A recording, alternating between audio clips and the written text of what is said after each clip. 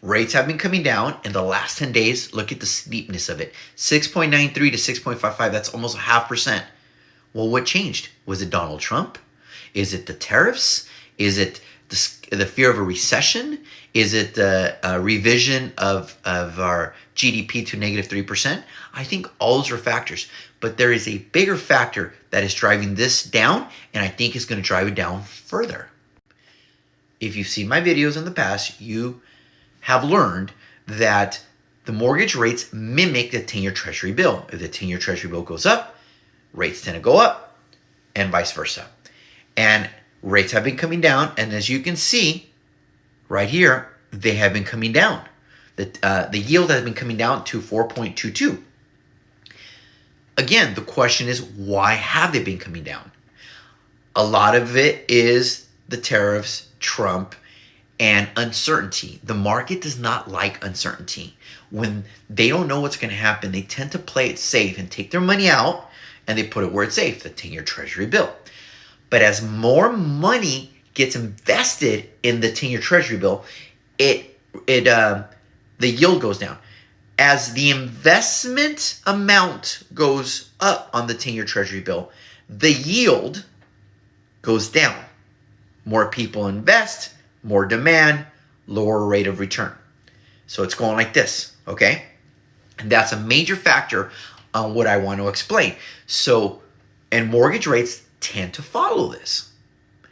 But I think there is another component that I think is in front of us, but nobody's really talking about, because I just don't think it's sexy and interesting, but I think is a major driving force behind this, bigger than Trump's, bigger than tariffs, and bigger than fear.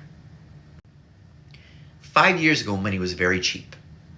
Banks, commercial lenders, institutional lenders, they all took advantage of cheap money and went out and bought a lot of stuff and did a lot with that money.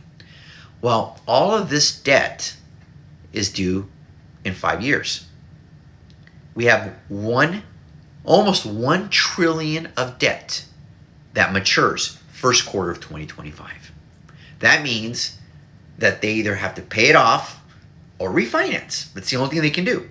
$1 trillion.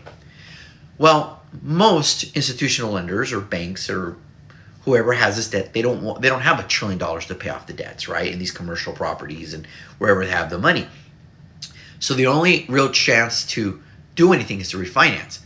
The problem is rates are so high right now that if they did refinance, they would be in a worse situation. So they don't really have many options. So what can they do? What they can do is they can put a lot of pressure on the 10-year Treasury bill and drive down the rate so they can refinance more favorable for them. If they move all this money from Wall Street and put it in the 10-year Treasury bill, more investors, what happens to the yield? It comes down. What do rates do? They come down. By moving their money from one place and parking it where it's safe on the 10-year Treasury bill, they're putting pressure now for mortgage rates to continue to drop more and more and more. This puts them in a much more favorable situation to be able to negotiate and refinance terms on the debt they have. I think this is one of the largest factors driving the yield down, because they rather do that than have $1 trillion in losses.